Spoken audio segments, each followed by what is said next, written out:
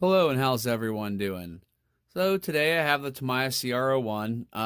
I just got this thing finally most of the way cleaned back up from UST. I took it to Florida and had a good time with it. I still got some cleaning to do on it, but I want to do a few more upgrades. I got an event coming up in Georgia here in about a month, and I'd like to take this one, and I thought working on it might be a little bit of fun. So some of the things I picked up for it are these hot racing aluminum bead locks. The stock ones are plastic. I'm not sure how I feel about the red anodized yet with the hot racing.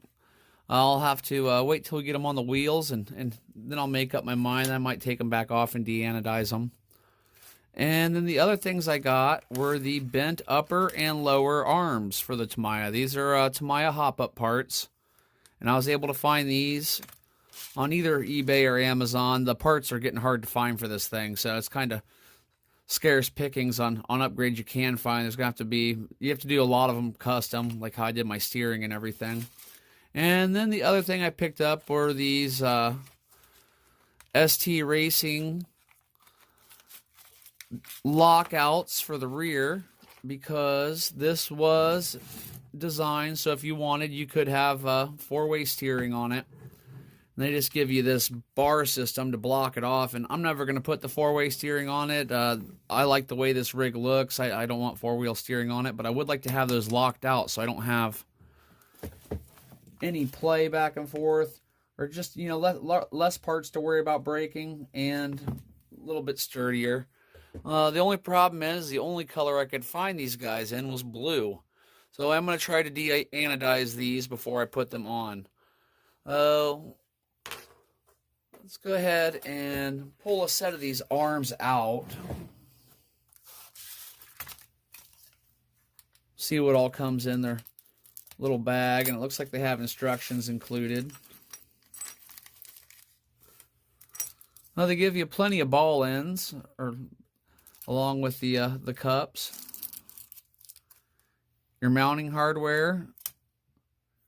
And it looks like they only give you 2 of the balls, so I'm guessing they expect you to reuse the ones that are on the stock links.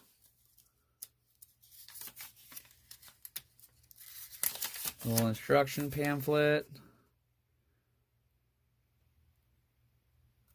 And it's even possible that you won't even need the ones on the stock links because it's a different setup. I'll have to wait till I get in there and have a look. But they're not bad looking little arms. These ones are for the rear, so that should give you a little bit more clearance. And these weren't too horrible price. I think these are around $20 for the set. And there's the front arms. It'll be the same setup, I do believe. Yep, they give you 2 and all your mounting hardware. And with it on the front, you can see that's another significant bump there. So I'm going to go ahead and get these assembled, pull the stock arms off, get them thrown on, and I'll get back with you on this process. I did decide to go ahead and strip the anodization off of these, and they didn't come out too bad. I could take them even further if I wanted, but for what I'm doing, putting them on the bottom of a crawler, it's not a showpiece. This is just fine. There's still a little tiny bit of a blue tint to it, but not bad. I just used oven cleaner. And once I saw you'll see when the reaction happens, you'll start gathering the color at the bottom of the dish. I just put them in a dish and sprayed them down. Then I just used a toothbrush and did circle scrubs on them until it knocked almost all the blue off of it. Now you gotta keep an eye on it because it will end up turning your aluminum to a dirty gray pitted color because it starts to eat into the aluminum finish itself. So as soon as you see that happening, get it out and get it in the water and you'll be fine. And then I just used this plastics. All it is a really fine rubbing compound. Any polishing compound will work. I just used this really fine stuff because I had it laying around with my Dremel tool. And that knocked the majority of it off of there. Oh, I have changed out 2 of the links. You can see here. And here's what the stock ones were. And these were super simple. All you have to do is literally, let me get my pliers. Go ahead and do one real quick. I just grabbed, these have nylon nuts, lock nuts on here, and I just take that loose.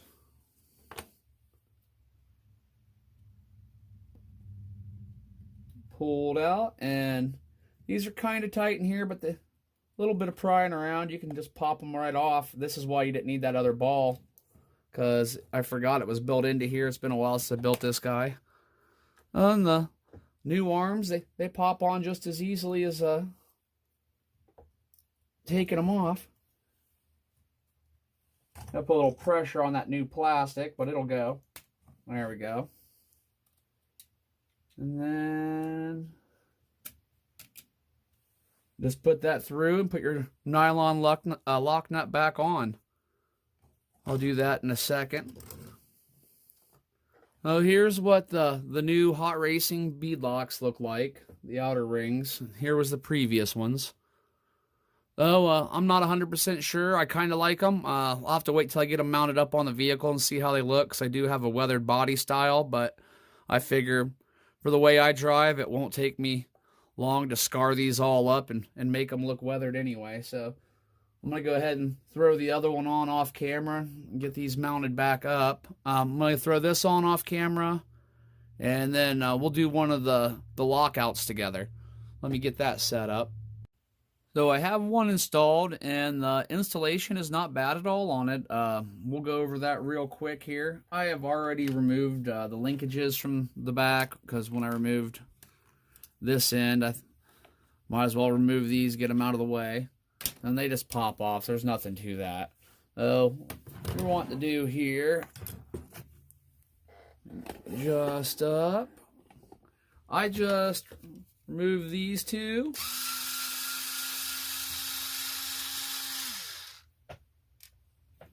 And then there'll be one on the other side. Out of that muddy mess somewhere. Well, I guess not. That screw's come out at some point in time, so I'll have to put that back in next time when I go to do the reinstall. Luckily, I've got more of those screws laying around. And then for this, you just pop this out.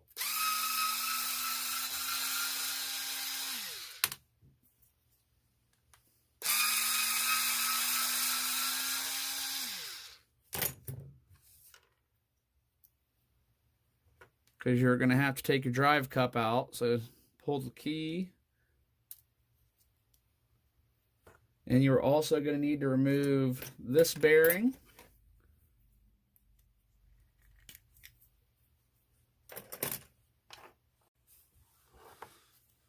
So what you're going to have to do is, after you take that apart, you have the one bearing that would have been on the inside already, while the second one that was on the outside, you slide it over the shaft too. And then it just pops on in there. Line it up with your screw holes. Slide it on. And that is pretty much a done deal there. You gotta put the screws back in it.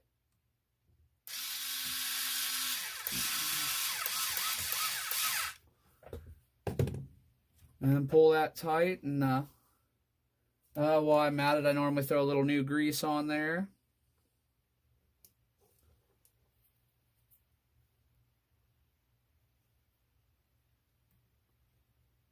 And that's it. I've got one more screw to put in on this side, but I'll have to grab one of those. I'm going to get the rest of this all bolted back together, and we'll have a look at the final product. Here it is, all wrapped up and ready to go. I don't think those hot racing bead locks look bad at all. I'm going to go ahead and roll with them for a while. The bent arms, that is so much better. That has given me so much more bottom clearance through here, so hopefully there'll be a little less hitting those arms, a little less turtling it and getting high side there, because it's balanced pretty good. It gets stuck. It can get stuck right on a rock pretty easy if you get it just right. And our links in the back, or the hub locker lockouts there for the rear steering, so now it's just straight. That's great. All in all, I think this came out really good.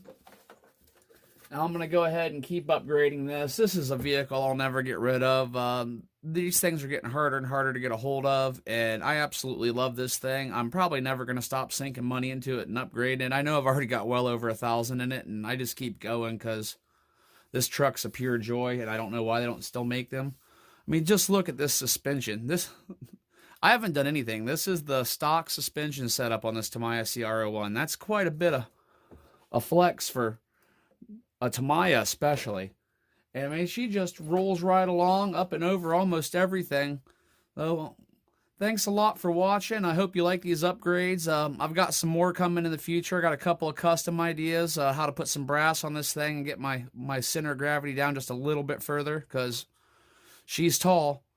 And that does prove problems in some spots, but I do love my monster trucks with their big tires. So, well, thanks for watching. I hope you enjoyed these upgrades, and I hope to catch you on the next video.